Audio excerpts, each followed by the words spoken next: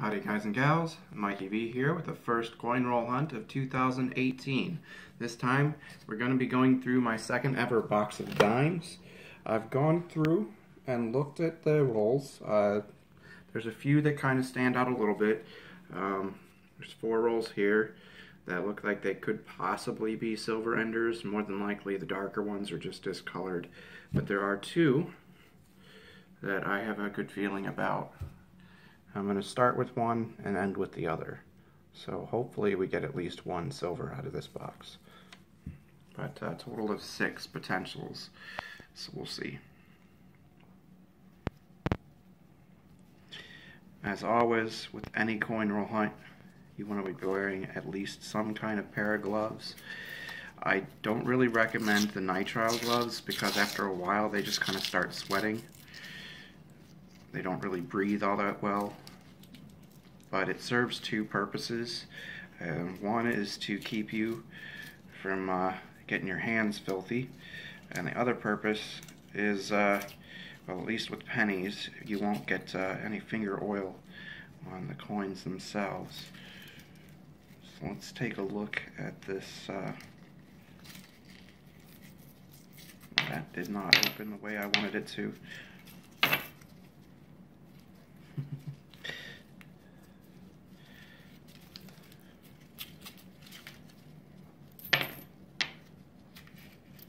Take a look at this ender and see what it is. Oh, it's just a 1976, so there's nothing special there. And just looking at the sides, I didn't see anything that's popped out as possible silver. You can kind of tell just by looking at the dimes themselves without actually looking at the dates. There's a 71, it's a 95.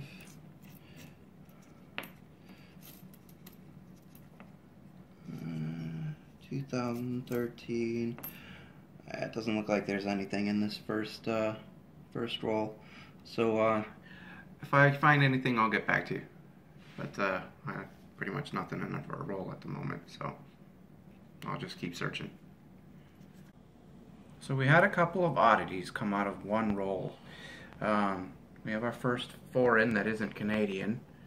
It's a 5 pence. With the thistle on it. It's kind of cool.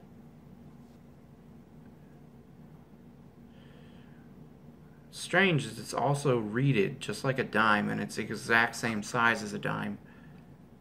And it's a little thicker, but other than that, it's kind of neat.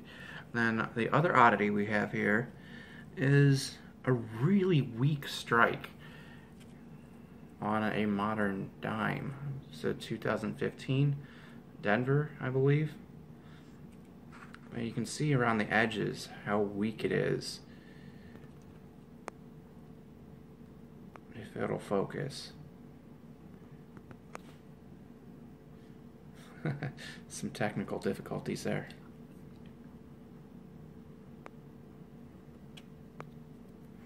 And you can see the weak strike continues on the back as well. It's got too much luster for it to be post-mint damage. You can probably see it better on the table. First glance at this coin, it was an ender. You wouldn't really think much of it because this side was facing outward. It's got a lot of rust on it, but it is our first silver dime of the box. It's a 1964.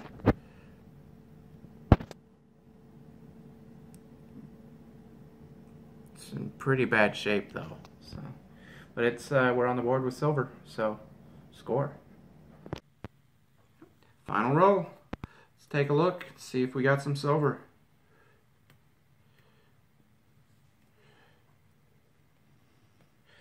Not bothering to wear the gloves. I actually took them off partway through just because it was becoming a pain in the butt to open the rolls with the gloves on. And with these, you don't really have to worry so much about finger oil tarnishing on dime, really. but mostly because those gloves I was wearing don't really breathe and they were just becoming a nuisance. I don't see anything standing out on the edges, and nothing really all that particular. You can see a few more modern ones. They've gotten pretty good at making it so you can't see the sandwiching, but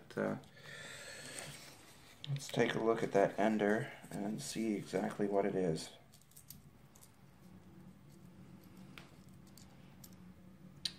It's a jumped up 1997, so nothing all that good.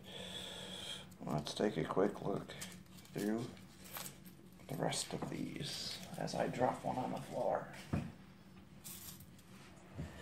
That was lovely. 2012, 75,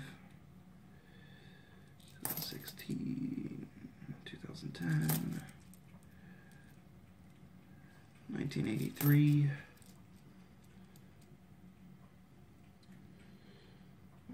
This is a bit of dirt. I thought that might be a lamination error at first. There are some interesting dimes you can take a look at, look for. It's a 1996. It's the 50th anniversary of this particular design of the dime, so they did a West Point mint where they only minted about 1.5 million. Chances of you finding one of those in circulation are pretty slim though, but it never hurts to look at your 96s just to see if there's a little W for West Point on it. 15. They did do a dime-sized gold coin not too long ago as well, but again, the odds of finding something like that in circulation are probably going to be astronomical. So I suppose anything can happen.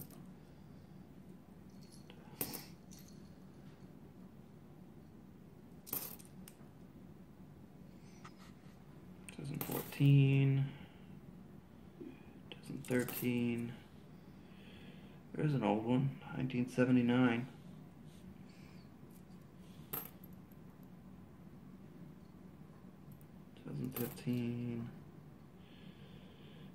That one is all gunked up.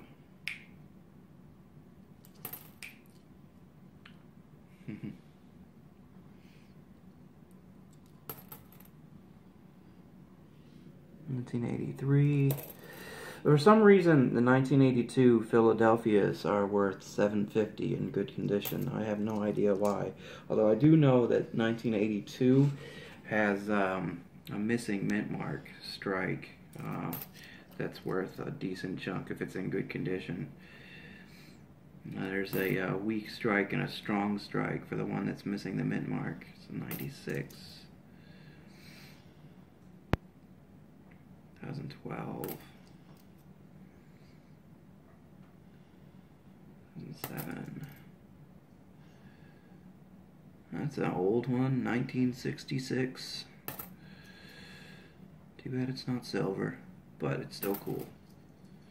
It's always nice to find the really old ones like that still in circulation.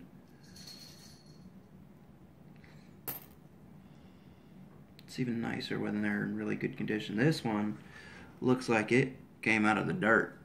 I think that's somebody's metal detecting find. That's pretty dirty. I can't even tell what date that is actually. That's a 1970. Sorry about the glare from the light. Magnification lamp really comes in handy. I highly suggest you pick one up if you're going to be doing coins regularly and your eyes are like mine. The jeweler's loop is really coming in handy as well. I'll try to found a couple of things that you can only really see with the jeweler's loop. The one I got is a 30 times magnification.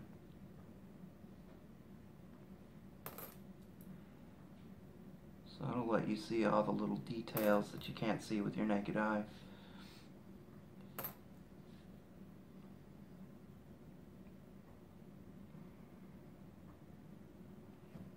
of see that without the light. 1980 something. And 1969.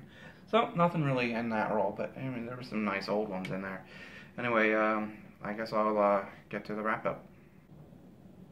Alright, so wrap-up time. We're going to start here with the 5 pence. I'm guessing it's a Scottish one. It's got thistle on the back. Correct me if I'm wrong there. It's still kind of cool. It's our only actually decent foreign. That's actually my first foreign I pulled out of circulation. And we got a couple of lamination errors. The one on the right, you can see there, has got a pretty massive lamination error on the back. The one on the left isn't as noticeable, but it's still kind of cool. And we've got the 2015s, which I came across several of these, which is really weird, where it's not post-mint damage. The ones on the top, you can take a look, you can see kind of, it almost looks like wear, but what I'm guessing happened is they over-polished the die, and you can kind of see where there's bits of the coin that are just kind of missing. The detail just isn't there. It's the same on the back as well. It's only the 2015s for some reason that I came across like that. And the ones on the bottom there are going to be the examples of regular struck 2015s that just kind of look normal. But it's a little weird. I don't know if it's a known error or exactly what's going on, but the only thing I can think of is that would cause that is an over-polished die or just grease-coated die. One of the two. And then down here we've got our oddities. You've got a rainbow colored back there, which I think is kind of cool.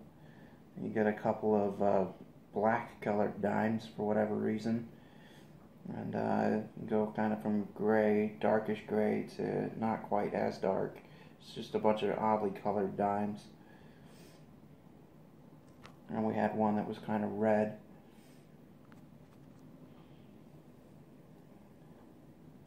And in here are the 82s.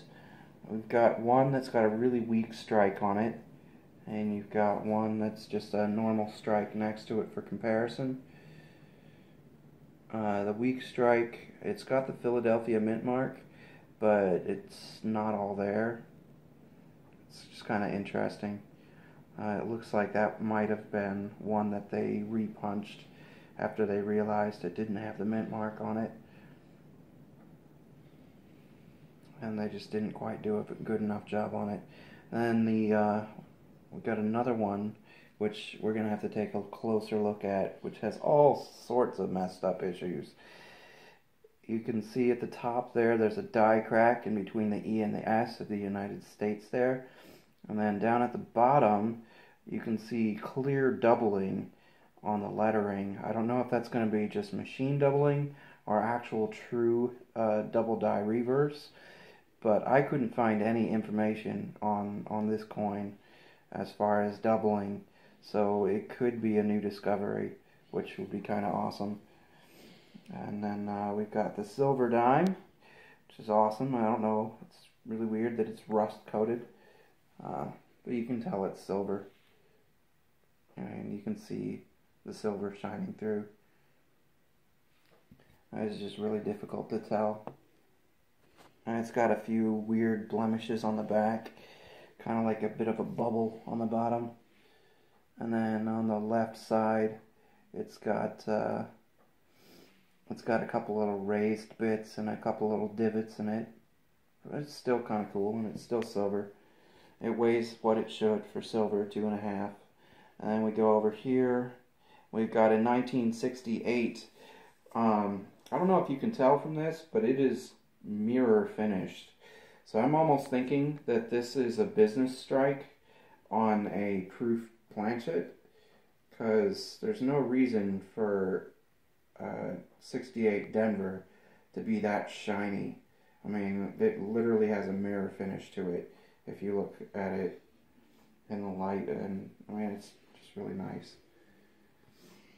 So that should be another error variety there. So it's a pretty good hunt. Okay, I hope you enjoyed this little hunt, first one of 2018. It was quite successful, I think. I did hit my goal of getting at least one silver, so I'm happy with that. It was a really good hunt overall. Anyway, we'll catch you guys on the next video. I'm going to be going through a box or two of pennies next time. That'll be uploaded sometime next week. Anyway, as always, like this video, comment if you feel like it, and if you're not subscribed, go ahead and hit the bell, and make sure that it's ringing if you want to get notifications of future videos like this one. Anyway, I'll catch you guys on the next video. Mikey V, signing out.